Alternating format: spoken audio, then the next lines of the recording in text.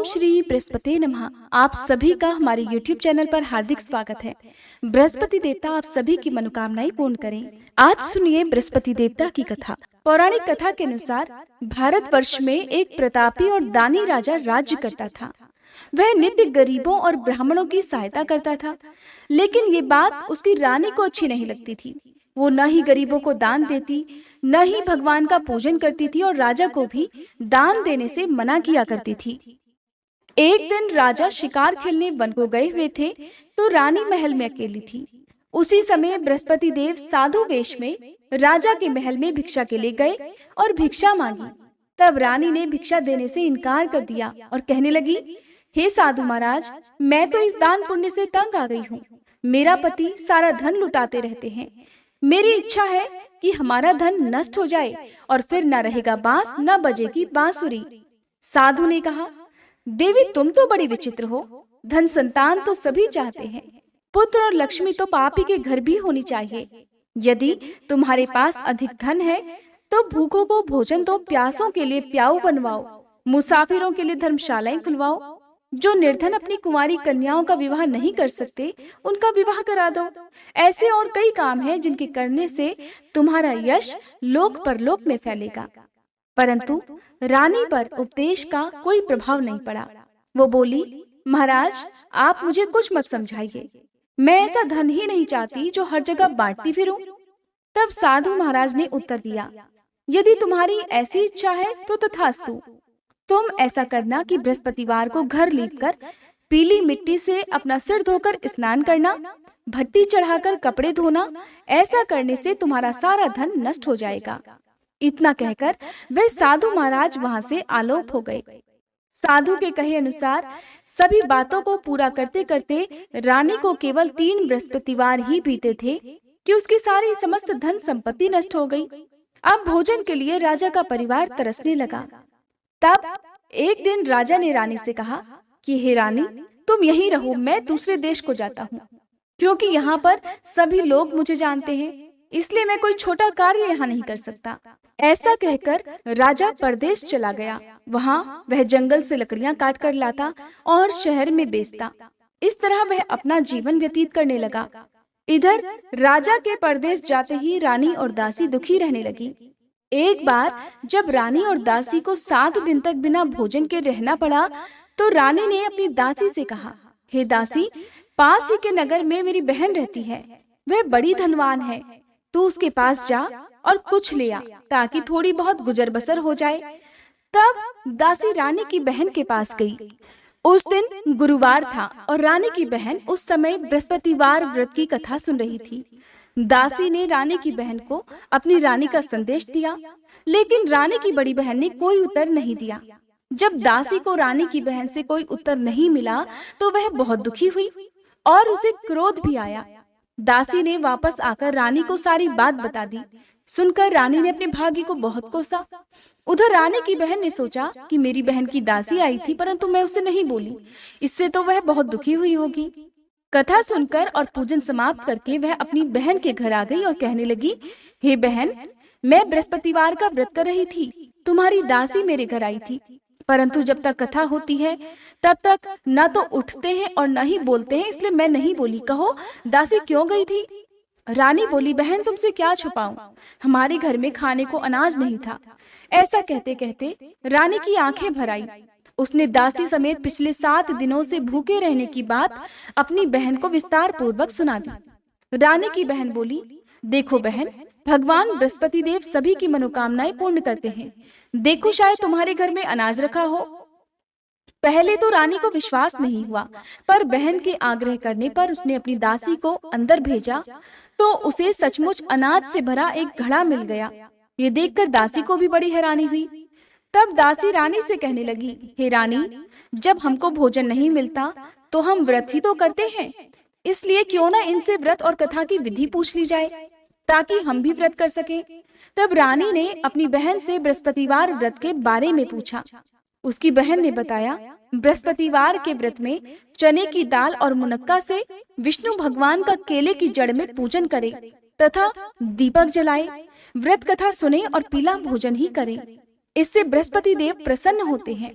व्रत और पूजन की विधि बताकर रानी की बहन अपने घर को लौट गई। 7 दिन के बाद जब गुरुवार का दिन आया तो रानी और दासी ने व्रत रखा। घुड़साल में जाकर चना और गुड़ लेकर आई। फिर उससे केले की जड़ तथा विष्णु भगवान का पूजन किया। अब पीला भोजन कहाँ से आए? इस बात को लेकर दोनों बहुत दुखी थी। क्योंकि उन्होंने व्रत रखा था, इसलिए बृहस्पति देव उनसे प्रसन्न हुए और वे एक साधारण व्यक्ति का रूप धारण कर 2 थालों में सुंदर पीला भोजन दासी को दे गए। भोजन पाकर दासी बहुत प्रसन्न हुई और फिर रानी के साथ मिलकर भोजन ग्रहण किया। उसके बाद वे सभी गुरुवार को व्रत और पूजन करने लगी। बृहस्पति भगवान की कृपा से उनके पास फिर से धन संपत्ति आ गई, परंतु रानी फिर से पहले की तरह आलस्य करने लगी। तब दासी बोली, देखो रानी, तुम पहले भी इसी प्रकार आलस्य करती थी। तुम्हें धन रखने में कष्ट होता था, इस कारण सभी धन नष्ट हो गया। अब जब भगवान बृहस्पति की कृपा से हमें धन मिला है तो तुम्हें फिर से आलस्य होता है। रानी को समझाते हुए दासी ने कहा, हे रानी, बड़ी मुसीबतों के बाद हमने ये धन पाया है, इसलिए हमें दान पुण्य करना चाहिए, भूखे मनुष्यों को भोजन कराना चाहिए और धन को शुभ कार्यों में खर्च करना चाहिए, जिससे तुम्हारे कुल का यश बढ़ेगा, स्वर्ग की प्राप्ति होगी और पितर भी प्रसन्न होंगे। दासी की बात मानकर रानी अपना धन शुभ कार्यों में खर्च करने लगी, जिससे पूरे नगर में उसका यश फैलने लगा। उधर राजा दुखी होकर जंगल में एक पेड़ के नीचे आसन जमाकर बैठ गया। वह अपनी दशा को याद करके व्याकुल होने लगा। वह दिन बृहस्पतिवार का था। एकाएक उसने देखा कि निर्जन वन में एक साधु प्रकट हुए। वह साधु वेश में और कोई नहीं बल्कि स्वयं बृहस्पति देवता थे। लकड़हारे के सामने आकर बोले, हे लकड़हारे, इस सुनसान जंगल में तू चिंता मगन क्यों बैठा है? लकड़हारे ने दोनों हाथ जोड़कर प्रणाम किया और उत्तर दिया, महात्मा जी, आप तो सब कुछ जानते हैं, मैं क्या कहूँ। ऐसा कहकर राजा रोने लगा और साधु को अपनी आत्मकथा सुनाई। तब महात्मा जी ने कहा, तुम्हारी स्त्री ने बृहस्पति के दिन बृहस्पति भगवान का निरादर किया है, जिसके कारण रुष्ट होकर उन्होंने तुम्हारी ये दशा कर दी। अब तुम चिंता को दूर करके मेरे कहने पर चलो तो तुम्हारे सभी कष्ट दूर हो जाएंगे और भगवान पहले से भी अधिक संपत्ति देंगे। तुम बृहस्पति के दिन कथा किया करो। 2 पैसे के चने मुनक्का लाकर उसका प्रसाद बनाओ और शुद्ध जल से लोटे में शक्कर मिलाकर अमृत तैयार करो। कथा के पश्चात अपने सारे परिवार और कथा सुनने वाले प्रेमियों में अमृत और प्रसाद बांटकर आप खुद भी ग्रहण करो। ऐसा करने से भगवान बृहस्पति देव तुम्हारी सब मनोकामनाएं पूर्ण करेंगे। साधु के ऐसे वचन सुनकर लकड़हारा बोला, हे प्रभु, मुझे लकड़ी बेचकर इतना पैसा नहीं मिलता जिससे भोजन करने के बाद मैं कुछ बचा सकूं, और मैंने रात्रि में अपनी स्त्री को व्याकुल देखा है। मेरे पास कुछ भी नहीं जिससे मैं उसकी खबर मंगा सकूं। साधु महाराज ने कहा, हे लकड़हारे, तुम किसी बात की चिंता मत करो। बृहस्पति के दिन तुम रोजाना की तरह लकड़ियां लेकर शहर को जाओ। तुमको रोज से 2 गुना धन प्राप्त होगा, जिससे तुम भलीभांति भोजन कर लोगे और बृहस्पति देव की पूजा का सामान भी आ जाएगा। इतना कहकर साधु महाराज अंतर्ध्यान हो गए। धीरे धीरे समय बीतने पर फिर वही बृहस्पतिवार का दिन आया। लकड़हारा जंगल से लकड़ी काटकर किसी शहर में बेचने को गया। उसे उस दिन और दिन से अधिक पैसा मिला। राजा ने चना गुड़ आदि लाकर गुरुवार का व्रत किया। उस दिन से उसके सभी क्लेश दूर हुए, परंतु जब दोबारा गुरुवार का दिन आया तो वह बृहस्पति देव का व्रत करना भूल गया। इस कारण बृहस्पति भगवान नाराज हो गए। उस दिन उस नगर के राजा ने विशाल यज्ञ का आयोजन किया तथा शहर में ये घोषणा करा दी कि कोई भी मनुष्य अपने घर में भोजन ना बनावे, ना आग जलावे। समस्त जनता मेरे यहाँ भोजन करने आवे और इस आज्ञा को जो नहीं मानेगा उसे फांसी की सजा दी जाएगी। इस तरह की घोषणा संपूर्ण नगर में करवा दी गई। राजा की आज्ञा अनुसार शहर के सभी लोग भोजन करने गए, लेकिन लकड़हारा कुछ देर से पहुंचा, इसलिए राजा उसको अपने साथ घर लिवा ले गए और ले जाकर भोजन करा रहे थे तो रानी की दृष्टि उस खूंटी पर पड़ी जिस पर उसका हार लटका हुआ था। उस समय वह हार वहां पर दिखाई नहीं दिया तो रानी ने निश्चय किया कि मेरा हार इसी मनुष्य ने चुरा लिया है, और उसी समय सिपाहियों को बुलवाकर उसको कारागार में डलवा दिया। इधर जब लकड़हारा कारागार में पड़ गया तो बहुत दुखी होकर विचार करने लगा कि न जाने कौन से पूर्व जन्म के कर्म से मुझे ये दुख प्राप्त हुआ है, और दुखी होकर उसी साधु को याद करने लगा जो कि जंगल में मिला था। उसी समय तत्काल बृहस्पति देव साधु के रूप में प्रकट हुए और उसकी दशा को देखकर कहने लगे, अरे मूर्ख, तूने बृहस्पति देव की कथा नहीं की, इस कारण तुझे ये दुख प्राप्त हुआ है। अब चिंता मत कर, बृहस्पतिवार के दिन कारागार के दरवाजे पर 4 पैसे पड़े मिलेंगे, उनसे तू बृहस्पति देव की पूजा करना, तेरे सभी कष्ट दूर हो जाएंगे। बृहस्पति के दिन उसे 4 पैसे पड़े मिले। तब लकड़हारे ने कथा कही। उसी रात को बृहस्पति देव ने उस नगर के राजा को स्वप्न में कहा, हे राजा, तुमने जिस आदमी को कारागार में बंद कर रखा है वह निर्दोष है, वह राजा है, उसे छोड़ देना। रानी का हार उसी खूंटी पर लटका है, अगर तुम ऐसा नहीं करोगे तो मैं तुम्हारे राज्य को नष्ट कर दूंगा। इस तरह रात्रि के स्वप्न को देखकर राजा प्रातःकाल उठा और खूंटी पर हार देखकर लकड़हारे को बुलाकर क्षमा मांगी तथा लकड़हारे को योग्य सुंदर वस्त्र आभूषण देकर विदा कर दिया। बृहस्पति देव की आज्ञा अनुसार लकड़हारा अपने नगर को चल दिया। राजा जब अपने नगर के निकट पहुंचा तो उसे बड़ा आश्चर्य हुआ। नगर में पहले से अधिक बाग, तालाब, कुएं तथा बहुत सी धर्मशाला, मंदिर आदि बन गई हैं। राजा ने पूछा, ये किसका बाग और धर्मशाला है? तब नगर के सभी लोग कहने लगे, ये सब तो रानी और बांदी के हैं। राजा को बहुत आश्चर्य हुआ और गुस्सा भी आया। जब रानी ने ये खबर सुनी कि राजा आ रहे हैं तो उन्होंने बांदी से कहा कि हे दासी, देख, राजा हमको कितनी बुरी हालत में छोड़ गए थे। हमारी ऐसी हालत देखकर वो लौट न जाएं, इसलिए तू दरवाजे पर खड़ी हो जा। आज्ञा अनुसार दासी दरवाजे पर खड़ी हो गई। राजा आए तो उन्हें अपने साथ लिवा लाई। तब राजा ने क्रोध करके अपनी रानी से पूछा कि ये धन तुम्हें कैसे प्राप्त हुआ है? तब रानी ने कहा, राजन, ये सब धन हमें बृहस्पति देव के व्रत के प्रभाव से प्राप्त हुआ है। तब राजा ने निश्चय किया कि 7 रोज बाद तो सभी बृहस्पति देव का पूजन करते हैं, परंतु मैं प्रतिदिन दिन में 3 बार कहानी और रोज ही व्रत किया करूंगा। अब हर समय राजा के दुपट्टे में चने की दाल बंधी रहती तथा वह दिन में 3 बार कहानी कहता। एक रोज राजा ने विचार किया कि चलो अपनी बहन के यहाँ हो आवे। इस तरह निश्चय कर राजा घोड़े पर सवार होकर अपनी बहन के यहाँ को चलने लगा। मार्ग में उसने देखा कि कुछ आदमी एक मुर्दे को लिए जा रहे हैं। उन्हें रोककर राजा कहने लगा, अरे भाइयों, मेरी बृहस्पति देव की कथा सुन लो। वे बोले, लो, हमारा तो आदमी मर गया है, इसको अपनी कथा की पड़ी है। परंतु कुछ आदमी बोले, अच्छा कहो, हम तुम्हारी कथा भी सुनेंगे। तब राजा ने दाल निकाली और जब कथा आधी हुई थी कि वह मुर्दा हिलने लग गया। जब कथा समाप्त हुई तो राम राम करके वह मनुष्य उठकर खड़ा हो गया। आगे मार्ग में उसे एक किसान खेत में हल चलाता मिला। राजा ने उसे देखकर उससे कहा कि अरे भैया, तुम मेरी बृहस्पतिवार की कथा सुन लो। तब किसान बोला, जब तक मैं तेरी कथा सुनूंगा तब तक 4 हरैया जोत लूंगा, जा अपनी कथा किसी और को सुनाना। और तब राजा आगे चलने लगा। राजा के हटते ही बैल पछाड़ खाकर गिर गए तथा उस किसान के पेट में बड़ी जोर का दर्द होने लगा।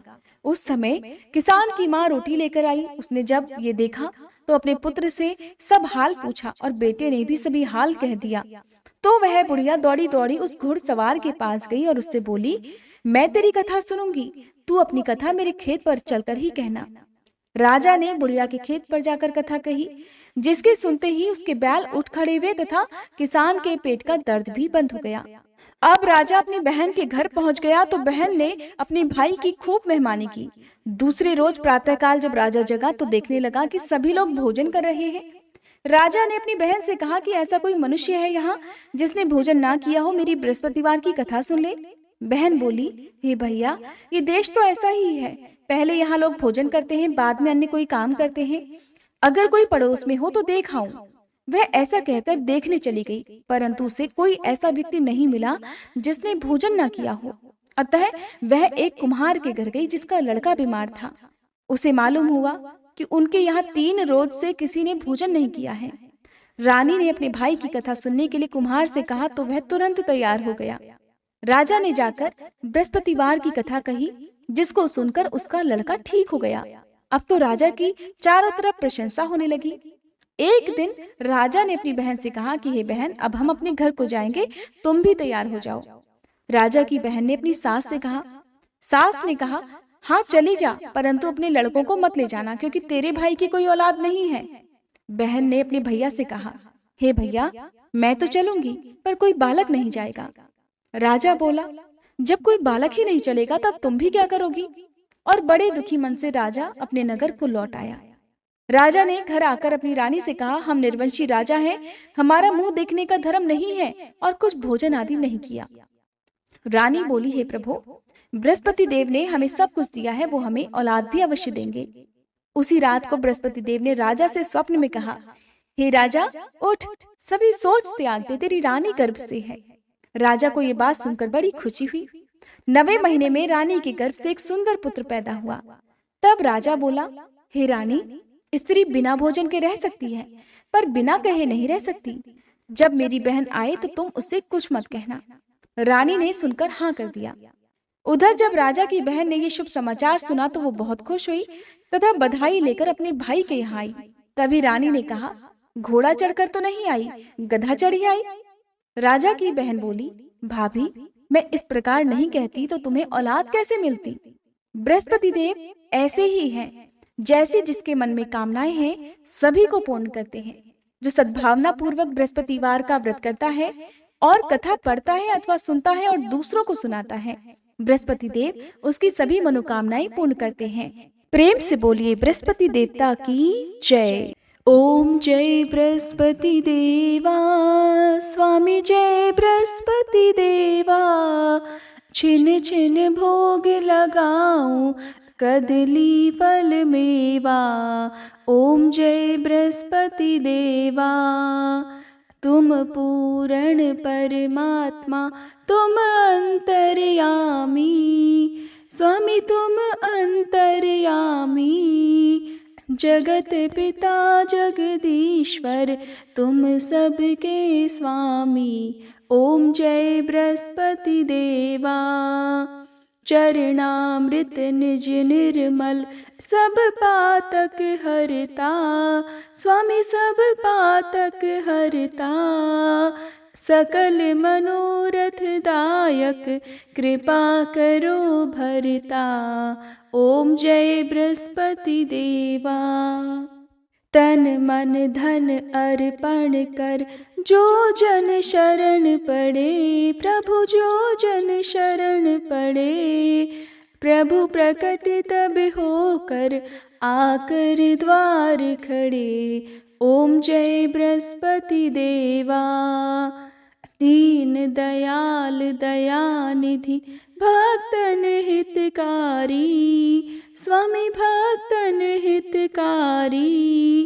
पाप दोष सब हरता, भव बंधन हारी। ओम जय बृहस्पति देवा। सकल मनोरथ दायक, सब संशय तारो, स्वामी सब संशय तारो। विषय विकार मिटाओ, संतन सुखकारी। ओम जय बृहस्पति देवा।